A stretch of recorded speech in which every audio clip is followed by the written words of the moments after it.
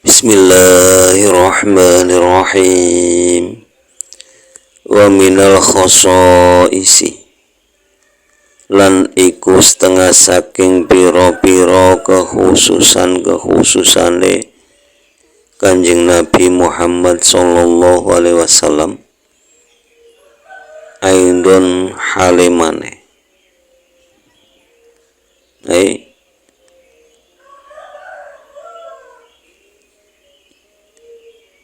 atazawaja aksaru min arba'in ila ghairi nihayatin ila akhirih. Akduhu utawi akad nikahi Kanjeng Nabi Muhammad sallallahu alaihi wasallam bila waliyin kelawan tanpa wali, wa bila syuhudin lan kelawan tanpa saksi, wa bila mahrin lan kelawan tanpa mahar, ibtidaan ing dalem awitane, wangtihaan lan ing dalem pungkasane. Keistimewaan Nabi Muhammad sallallahu alaihi wasallam dalam pernikahan kemarin sudah dijelaskan bahwa Nabi boleh menikah dengan 4 perempuan atau 9 atau tanpa terhitung boleh. Jadi istrinya banyak sekali tak terhitung itu boleh. Kemudian siapapun yang telah diceraikan boleh dirujuk kembali. Tidak harus ada syarat yang aneh-aneh. Lalu selanjutnya itu kekhususan lain dalam sebuah pernikahan. Itu Nabi juga mempunyai kekhususan yang tidak bisa ditiru oleh orang lain. Yang pertama yaitu pernikahan Nabi Muhammad SAW itu sah walaupun tanpa ada wali. Tanpa ada wali, pernikahan Nabi sah. Jadi misalkan kok Nabi jalan-jalan terus ada seorang perempuan lalu Nabi mempunyai kehendak untuk menikahi, langsung dinikahi nggak apa-apa, tanpa harus menunggu persetujuan wali ataupun walinya. Itu keistimewaan Nabi, kekhususan untuk Nabi Muhammad. Nah, ini tidak boleh ditiru oleh siapapun. Jangan mentang-mentang kaya lalu temu jalan nikah, itu menjalankan, tidak. Karena Kanjeng Nabi Muhammad itu tidak pernah menikah itu berdasarkan dirinya sendiri. Semuanya itu berdasarkan wahyu Allah, berdasarkan perintah Allah. Selanjutnya wabila syuhudin, pernikahan Nabi itu tidak perlu saksi. Jadi walaupun tidak ada saksi, pernikahannya tetap sah. Saksinya kan jelas ada, yaitu Allah sendiri yang menjadi saksi, terus malah malaikat. Tapi secara hukum syariat itu tidak adanya saksi, itu berarti kan tidak ada satu orang pun yang menghadiri kecuali sang mempelai laki-laki dan sang mempelai perempuan. Itu tidak sah. Dalam hukum fikih tidak sah. Harus ada wali, harus ada 2 saksi.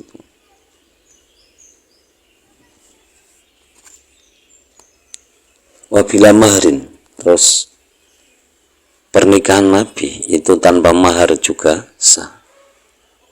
Kalau kita harus ada maharnya. Undang-undangnya itu kalau suami istri setelah berhubungan itu harus memenuhi maharnya.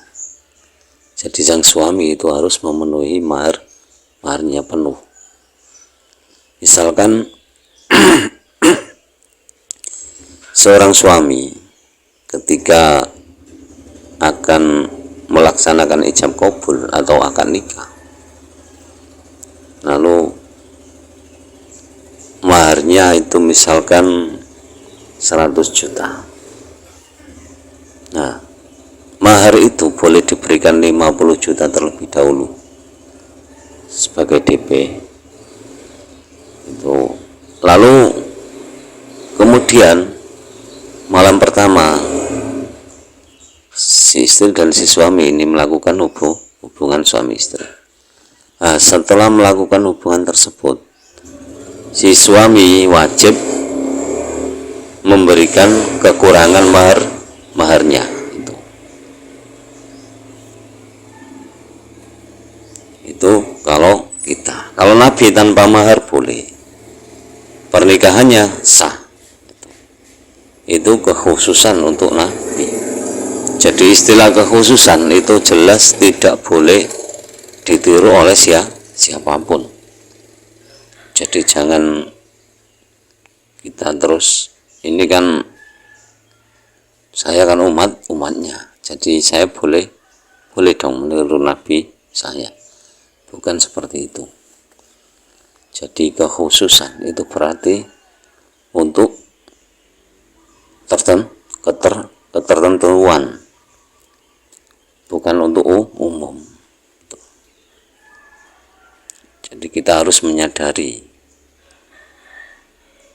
bahwa kalau khusus untuk Nabi jangan ditiru,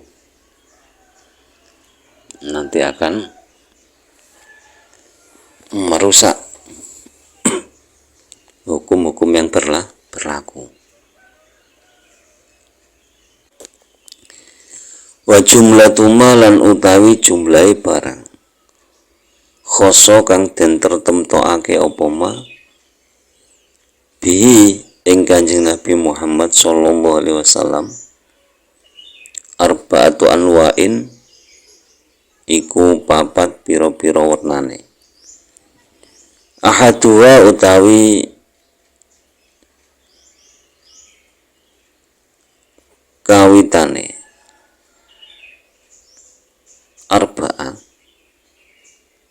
al-mubahatu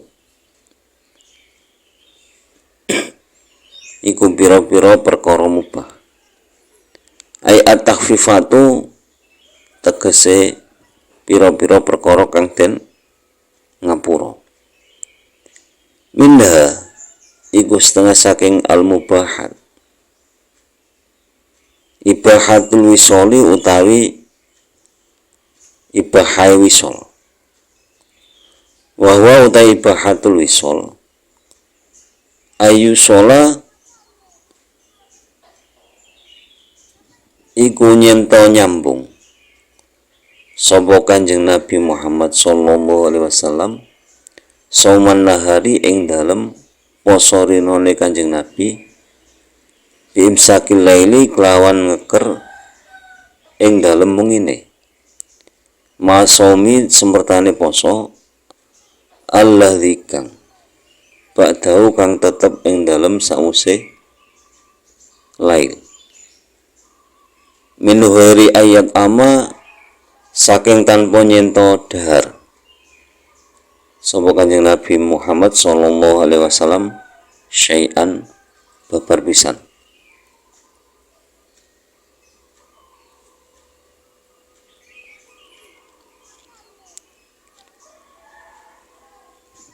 Jumlah hal-hal yang dikhususkan kepada Nabi Muhammad SAW atau sesuatu hal yang dikhususkan kepada Nabi Muhammad SAW itu secara umum ada 4 bagian.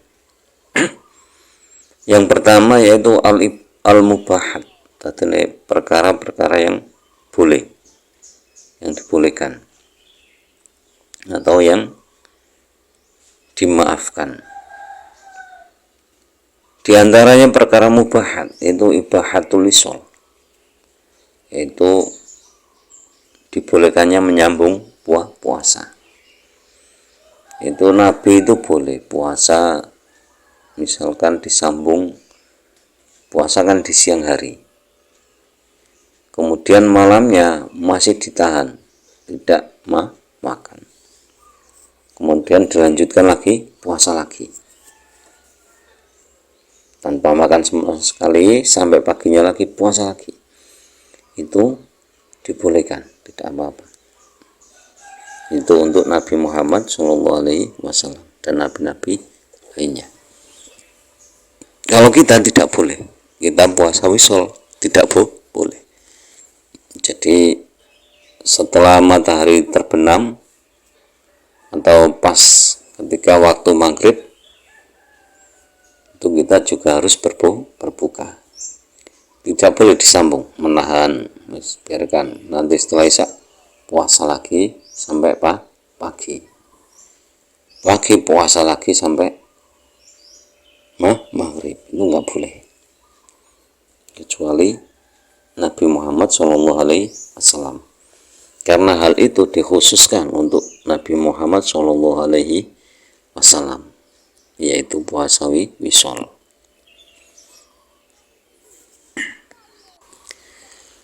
Selain puasa wisol, Nabi juga dibolehkan dalam hal-hal lain. Jadi puasa wisol tadi itu yang tidak makan, jadi mestinya waktu maghrib tiba kan waktunya berbuka, tapi sama sekali tidak makan sampai pagi hari, sampai puasa lagi, itu namanya puasa wisol. Kemudian ada hal-hal ibadah lain yang hanya boleh dilakukan oleh Nabi Muhammad SAW, diantaranya yaitu wayangdi lan ngukumi sopo Kanjeng Nabi Muhammad SAW bi ilmihi kelawan ilmune Kanjeng Nabi Muhammad SAW. Wayahkumu lan ngukumi sopo Kanjeng Nabi Muhammad SAW. Wa isyatu lan nafsani sapa Kanjeng Nabi Muhammad sallallahu alaihi wasallam li nafsihi maring awak dhewe ne Kanjeng Nabi Muhammad sallallahu alaihi wasallam wa far'ihi lan putra wayahe Kanjeng Nabi Muhammad sallallahu alaihi wasallam wa ala tuhi lan ing atase pira-pira musune Kanjeng Nabi Muhammad sallallahu alaihi wasallam wa tanjuzulan wenang lahu kedue Kanjeng Nabi Muhammad sallallahu alaihi wasallam asyhadatu apa persaksian bima maring perkara idahu kang den tuduhake apa mahu ing Kanjeng Nabi Muhammad sallallahu alaihi wasallam. Selanjutnya yang mubahat adalah wayang di ilmihi. Nabi mempunyai wewenang memutuskan segala hal berdasarkan ilmunya. Jadi boleh, tidak harus melalui musyawarah atau apapun. Misalkan memutuskan apapun itu boleh diputuskan sendiri berdasarkan ilmunya. Kemudian menjatuhkan sebuah hukuman itu juga boleh, jelas berdasarkan ilmunya atau tentu dengan berdasarkan ilmunya. Lalu menjadi saksi untuk dirinya sendiri itu boleh. Jadi mestinya dalam sebuah hukum terdakwa itu tidak boleh menjadi saksi bagi dirinya. Tapi hal itu tidak berlaku untuk Nabi Muhammad SAW. Jadi boleh Nabi itu bersaksi untuk dirinya sendiri, kemudian bersaksi untuk anak cucunya boleh. Lalu bersaksi untuk musuh-musuhnya juga boleh. Dalam hal hukum itu kan rancu semuanya. Kenapa nggak dibolehkan? Karena Nabi itu nggak mungkin bohong. Tidak mungkin bohong. Kalaupun misalkan cucunya mengambil milik orang lain, misalkan disuruh saksi, ya jelas disaksikan yang mengambil, nggak mungkin bohong Nabi. Makanya dibolehkan bersaksi untuk anak cucunya boleh, bersaksi untuk musuh-musuhnya boleh.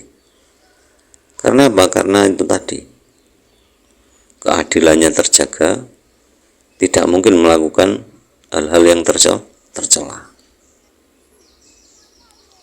Kemudian dibolehkan lagi itu wajah jujulan wenang lahu kedua Kanjeng Nabi Muhammad sallallahu alaihi wasallam asyhadatu apa persaksian bima maring perkara ita akan dan tuduhake apa mahu ing Kanjeng Nabi Muhammad sallallahu alaihi wasallam. Kemudian dibolehkan lagi, yaitu bersaksi untuk dirinya sendiri ketika mendapatkan tuduhan. Nah, misalnya kan dalam sebuah hukum, misalkan ada tuduhan, itu kan yang menuduh harus mendatangkan bukti, yang menolak harus mendatangkan saksi. Jadi biar ada keadilan tercipta, yaitu yang dituduh nggak mungkin bisa menjadi saksi untuk dirinya sendiri, tapi untuk Nabi Muhammad itu dikecualikan.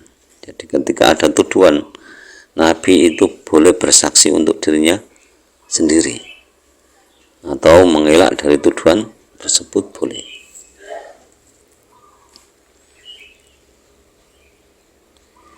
Walahulan iku kedue Kanjeng Nabi Muhammad sallallahu alaihi wasallam akhdu ta'amin utawi ngalap panganan werohu ing liyane Kanjeng Nabi Muhammad sallallahu alaihi wasallam ini taja lamun butuh sapa Kanjeng Nabi Muhammad sallallahu alaihi wasallam ilaihi maring ta'am wajib bulan wajib apa atuhu ngawehake sapa werohu ing to'am lahu maring Kanjeng Nabi Muhammad sallallahu alaihi wasallam. Nah, kemudian dibolehkan lagi bagi Nabi Muhammad adalah mengambil makanan dari orang lain ketika Nabi Muhammad membutuhkan makanan tersebut, dan orang yang diambil makanannya itu wajib memberikan makanan tersebut kepada Nabi Muhammad sallallahu alaihi wasallam. Wajib secara mutlak, meskipun orang itu sangat membutuhkan ataupun kurang membutuhkan atau tidak membutuhkan, tetap harus memberikan makanan itu kepada Nabi Muhammad sallallahu alaihi wasallam kalau Nabi menghendaki makanan tersebut. Tapi dalam cerita tidak mungkin ada makanan orang lain terus diminta Nabi, padahal orang yang memiliki makanan itu sangat membutuhkan, tidak mungkin diminta. Rata-rata sejarah membuktikan bahwa yang diminta itu kan cuma dikasih anjuran bahwa bersedekah dan sebagainya. Tidak ada ini tak bawa, nggak ada. Jadi tidak punya watak seperti itu. Kenapa? Nabi tidak mungkin tomak dari hal-hal yang dimiliki oleh orang lain. Itu. Kalau kita ya tomak, ada orang punya sepeda motor baru, tomak, akhirnya lama-kelamaan tidak bisa mengendalikan tomaknya, akhirnya menjadi pencuri.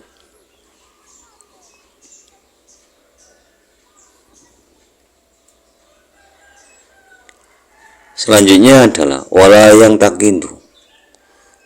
takindu lan ora batal apa wudune Kanjeng Nabi Muhammad sallallahu alaihi wasallam binaumi sebab turu. Nah, selanjutnya hal mubahat lagi itu meskipun dalam keadaan tidur, tapi wudhunya Nabi Muhammad SAW tidak batal. Padahal tidur itu membatalkan wudhu, kecuali tidur yang menempati tempat duduknya. Jadi tidur yang menempati tempat duduknya itu tidak membatalkan wudhu, tapi selain itu yang membatalkan wudhu. Tapi hal itu juga tidak berlaku untuk Kanjeng Nabi Muhammad SAW. Jadi wudhunya Nabi Muhammad itu tidak batal gara-gara Nabi Muhammad tidur. Jadi Nabi Muhammad itu ya selalu suci dari hadas, karena setelah mendapatkan hadas lalu langsung dibersihkan, lalu disucikan. Wa aksaru hadhil mubahati,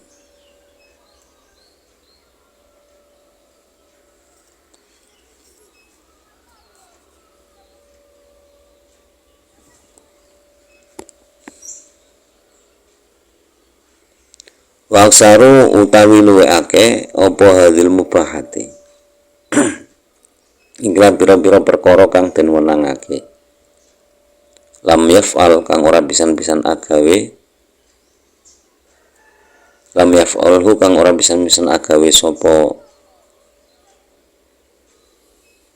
Kanjeng Nabi Muhammad SAW.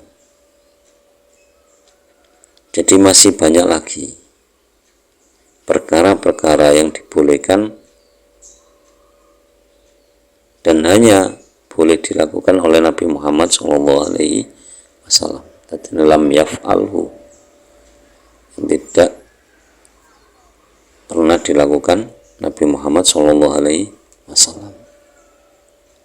Jadi meskipun dibolehkan tapi tidak pernah dilakukan. Karena apa? Yang tadi, Nabi itu akhlaknya mulia, kepedulian terhadap sesama sangat tinggi, menjaga perasaan orang di sekitarnya itu sangat tinggi. Jadi jiwa sosialnya, tepo selironya itu sangat tinggi, sehingga nggak mungkin melakukan hal-hal tersebut meskipun dibolehkan oleh Allah, tapi tidak pernah dilakukan oleh Nabi Muhammad SAW. Tadi itu. Jadi banyak hal-hal lagi yang sifatnya dibolehkan oleh Allah, tapi lam yaf'alhu, tidak pernah dilakukan oleh Nabi Muhammad SAW sama sekali. Itulah. Jadi kalau ukuran akhlak ya harusnya seperti itu, meskipun dibolehkan tapi itu sesuai enggak, mengganggu enggak, perhitungannya seperti itu. Jadi sekali lagi bahwa Nabi itu akhlaknya sangat mulia, akhlaknya sangat luhur, sehingga tidak melakukan hal yang meskipun itu dibolehkan oleh Allah tidak serta-merta dilakukan. Jelas masih ada pertimbangan lain. Wallahu a'lam bishawab. Wasani al-muharramat, wallahu a'lam bishawab. Semoga bermanfaat fid dunya wa dunya wal akhirah, dan kurang lebihnya mohon maaf. Semoga lantaran ngaji ini kita diberi tambahan ilmu oleh Allah, ilmu yang bermanfaat, ilmu yang disertai hidayah. Semakin hari semakin bertambah ilmu dan hidayah, dan semoga guru-guru kita, orang-orang tua kita senantiasa dirahmati oleh Allah Subhanahu wa taala. Akhirul kalam, ihdinas siratal mustaqim, wallahul muwaffiq ila aqwamit thoriq. Wassalamualaikum warahmatullahi wabarakatuh.